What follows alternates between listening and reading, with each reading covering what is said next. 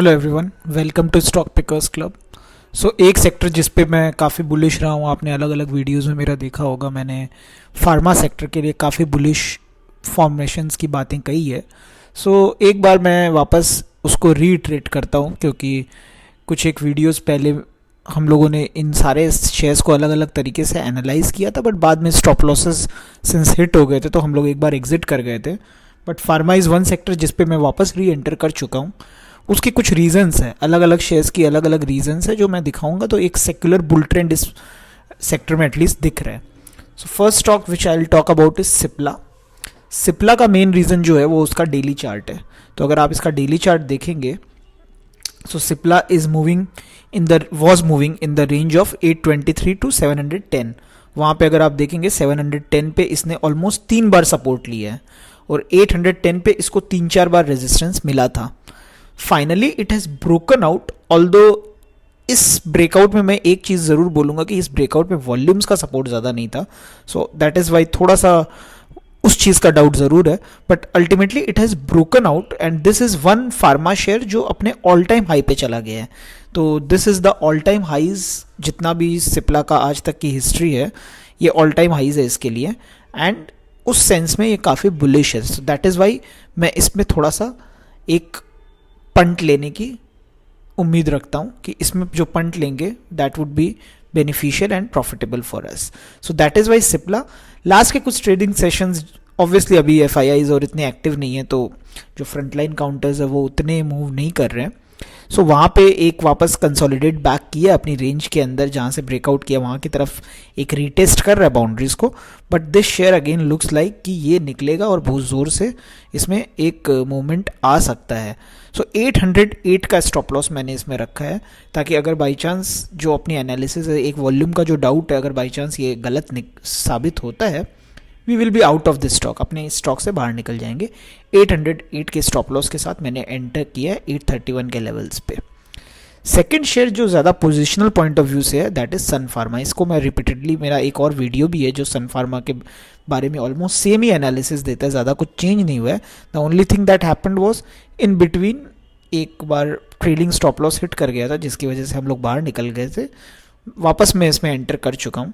Same logic applies to it. ये एक पूरे डाउन ट्रेंड से निकला है and this looks like the first leg of up trend. जो एक डाउन ट्रेंड के बाद एक वीकली चार्ट में आता है तो एक first leg of up trend आता है।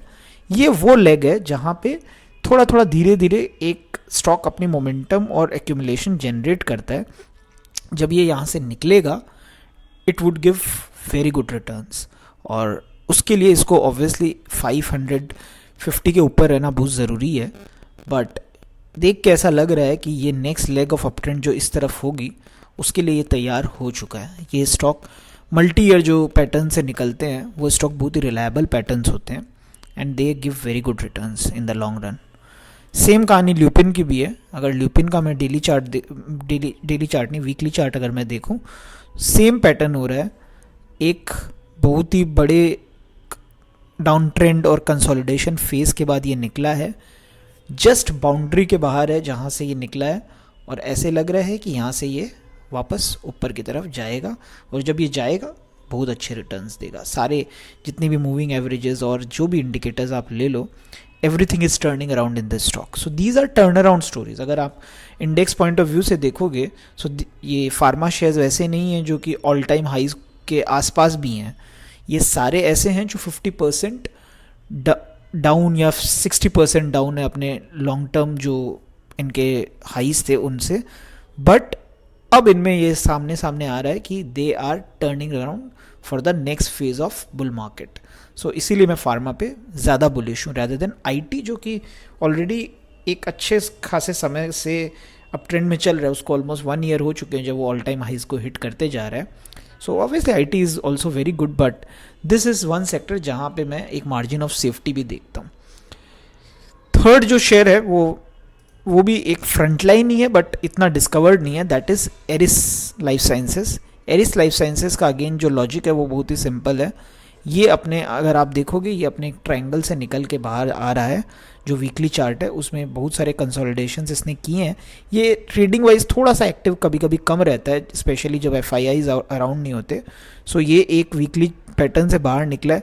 मैंने तो 590 पे इस पे एंट्री की है, बट ऑलरेडी ये 571 है, तो थोड़ी वापस करेक्शन दे चुका है ब्रेकआउट के बाद, अपनी बाउंड्रीज को रिटेस्ट कर रहा है।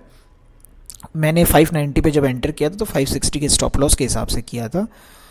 आप इसको अभी भी ले सकते हो, 571 पे ये है, and I feel this will give a very good return. ये 700 750 का लेवल्स भी अचीव कर सकता है if it keep sustaining upwards.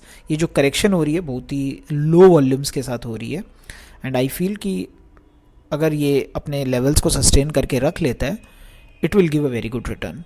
तो दिस इज़ अनदर पिक जो मेरी है। एरिस के अगर आप रिकॉर्ड्स और भी देखेंगे फंडामेंटली, ऑल्दो मुझे उस पर ज़्यादा कमेंट नहीं करना चाहिए बिकॉज ये टेक्निकल आर्ग्यूमेंट है जिसके बेसिस पे मैं एंटर कर रहा हूँ, but Eris is one of the front line pharma companies if you take Indian context into account. ये सिप्ला, सन फार्मा और अविंदो फार्मा, इनके साथ इसकी कंपैरिजन की जा सकती है। ऑल्दो ट्रेडिंग वाइज ज़्यादा हिस्ट्री नहीं है तो उतना एक्टिव ये काउंटर नहीं रहता है, और ना FNO में है, तो दोनों फ़र्क पड़ जाते हैं। But Eris is another good pick, it is not a mid cap kind of IT pharma counter. So इस तरह से फार्मा शेयर्स में मैंने जो देखा है वो एक रेकरिंग थीम है, चाहे ल्यूपिन ले लीजिए, सन फार्मा ले लीजिए, with the exception of Cipla, कि दीज आर द चार्ट्स जो कि बाहर आ रहे हैं अपने डाउन ट्रेंड और साइडवेज ट्रेंड से। अब ये नेक्स्ट लेवल ऑफ जो अप ट्रेंड होगा उसमें कभी कभी टाइम लगता है उनको बनने में, so that is why maybe they are consolidating at these levels. But इनमें जो ब्रेकआउट का जो साइंस है वो बार बार डेली चार्ट्स पे भी देखने को मिला है, and hence I have again री एंटर्ड दीज शेयर्स बिकॉज ये रिस्क मुझे लगता है वर्थ इट एलिनी, बिकॉज अगर इसमें अपना पे ऑफ्स हुआ वो अपने को बहुत अच्छे रिटर्न्स देगा। Thank you.